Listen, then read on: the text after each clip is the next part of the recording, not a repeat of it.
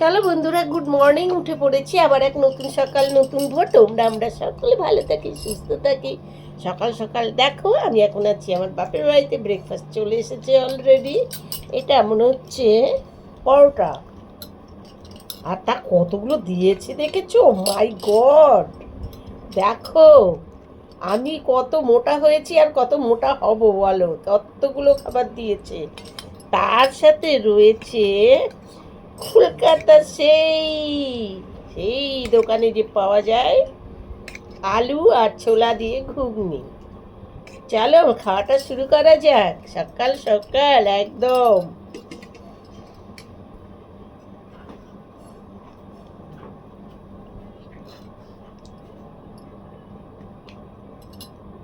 চলো চলে এলো চা, এবার চা খাবো, চা আর বিস্কুট। হ্যালো, আজ মিমি ব্লগে আমার ইন্ট্রো হয়ে গেল। আজকে ছোট্ট বোন, আমার বড়দাদার বড় ছেলে মেয়ে। আমার বলো, চলো এবার চা বিস্কুটটা খেয়ে নিই। দেখো বন্ধুরা, এখন আমি চলে এসেছি ছোট দাদার ঘরে। আগেই তোমাদের বলেছি যে আমার দাদা অসুস্থ, হসপিটালে ভর্তি ছিল, ছুটি হয়ে গিয়েছে, এখন বাড়িতে নিয়ে আসা হয়েছে। এখন দাদাকে ফিজিওথেরাপি করা হচ্ছে। ফিজিওথেরাপি করার জন্যে ফিজিওথেরাপি এসেছেন উনি, ফিজিওথেরাপি করছে। দেখো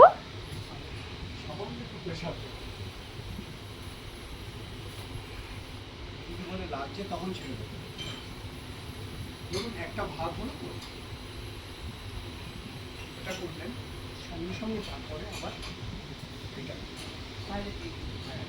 দেখে টানবেন, ধীরে ধীরে।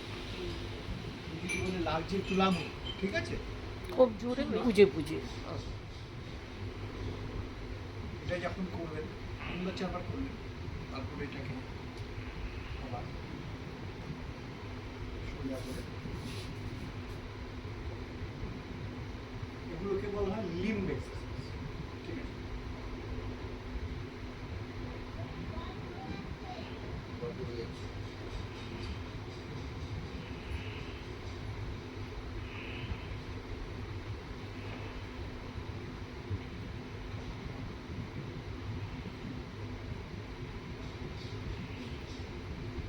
এটাকে 90 ডিগ্রি বলে। আচ্ছা, 90 ডিগ্রি যাতে বেশি না হয়, ঠিক আছে? এত পর্যন্তই থাকবে, দরকার পড়লে কম থাকবে, 70, 80, 60 থাকবে, 90 বা 100 যাতে না হয়, আচ্ছা। ঠিক আছে? তাতে ওনার ব্যথা লাগবে। হাত পাগুলো এইভাবে করে উনি, আমি দেখাচ্ছি কেন জানো তো, যদি কারো প্রয়োজনে লাগে, ঠাকুর করে যেন কারো না লাগে, কিন্তু ইনকেস কারো যদি প্রয়োজন হয় যে থেরাপিটা কিভাবে করতে হয়, এইভাবে করে কিন্তু করা যাবে। ঠিক আছে? 4 রকম। আর ওনাকে একটু ওপরের দিকে বা এইভাবে করে পাটাকে একটু, এরকম করতে হবে। যেটাকে আমরা ঝাঁকানো বলি বা জার্কিং বলি, ঠিক আছে? ছেড়ে দিলাম। তার জন্যে আমি একটু ধরে ধরে দেখাচ্ছি, আর ডাক্তারবাবু কি বলছেন সেটাও তোমরা শোনো।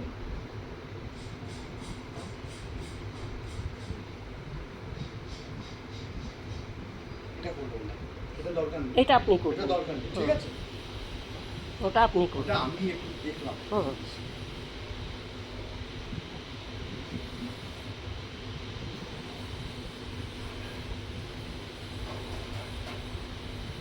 মানে আপনারা করে কতটা টানা যায় সেটা আপনাদের একটা আন্দাজ হয়ে গেছে না, আমরা বুঝবো না একদম কত জোরে কি করে ফেলবো। ধীরে ধীরে, এবং উনি নিজেকে করতে দেবে না, উনি যে শক্ত করে রাখছে, ঠিক আছে? তবু একটু করতে হবে। হ্যাঁ, দাদা তুমি নিজেও আস্তে আস্তে ওইভাবে পাস ছড়াবার চেষ্টা করবে। না, হ্যাঁ। এটা ওনার করলে হবে না, এটা করে দিতে হবে। দিতে হবে। কিন্তু উনি যেগুলো যদি ব্যায়ামগুলো উনি করতে পারে নিজে নিজে, হুম। আমার মনে হয় উনি নিয়ে করতে পারবেন না। এই হাতেরটা পারবে, হাতেরটা মুখেরটা এটা পারবে। পাটাও পারবে, কিন্তু একটু মন মানসিকতা নেই। হ্যাঁ, খুব নরম, খুব নরম। ঘুমিয়ে পড়ছেন? কোনো অসুবিধা হলো? বললাম যে আরাম লেগেছে না ব্যথা লেগেছে? কিছুই বোঝা যাচ্ছে না। আরামও লাগেনি, ব্যথাও লাগেনি।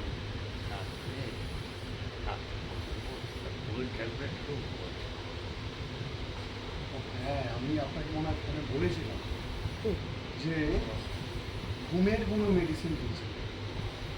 দিয়েছে কি? হ্যাঁ, ঘুমের মেডিসিন রাতে বললো বাবু। আসলে আমার দাদা স্ট্রোক করেছিল, ডান পাশটা প্রায় পড়ে গিয়েছে, ডান হাত ডান পা কিছু বুঝতে পারছে না, আর মুখটাও কিছুটা বেঁকে গিয়েছে, কথা বলতে পারছে না, জিভটা একটু আউড়ে গিয়েছে। সেই জন্যই কিন্তু এই থেরাপিটা হচ্ছে।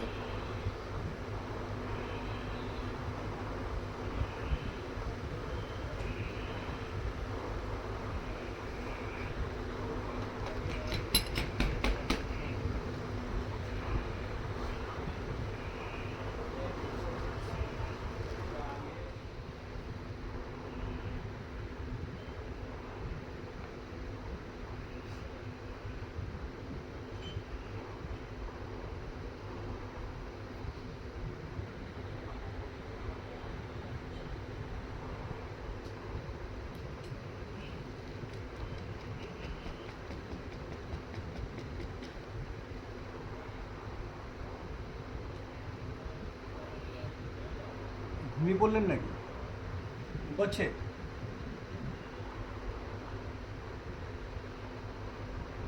মুট করবেন, ছাড়বেন, রোজ 100 বার করবেন, ঠিক আছে?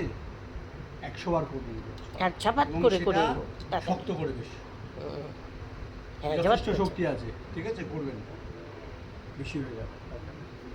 হাতটা দেবো। দেখো বন্ধুরা, আমার ভাইপো কত ভালো ছেলে, কাকার কত যত্ন করছে দেখেছো? এ টু জেড যা লাগবে, যা করতে হবে সম্পূর্ণটাও করছে। এখন দেখো কোলে করে বাইরে বসিয়ে বা সাবান দিয়ে স্নান করিয়ে দিচ্ছে, আবার কোলে করে ঘরে নিয়ে যাবে। চলো এবার দুপুরের খাবার খেতে বসে গিয়েছি। এই দেখো বৌমা ভাত দিয়ে দিয়েছে, এখানে রয়েছে ভাত, রয়েছে উচ্ছে আলু ভাজা, আর এখানে রয়েছে টমাটোমের ডাল, আর রয়েছে চিলি চিকেন। সাথে দেখো পাশে দেখো দেখা যাচ্ছে প্লেটের মধ্যে হলো স্যালাড, শসার স্যালাড। এই দেখো বসে গেছি, চলো খেতে বসে গেছি। এই দেখো এক পুচকু আর আমি, ওখানে রয়েছে আরেকটা পুচকু। পুচকুটাকে তোমরা দেখতে পেলে না, দাঁড়াও হাতটা, এই দেখো, এই যে সবাই আমরা এখানে খেতে বসে গিয়েছি।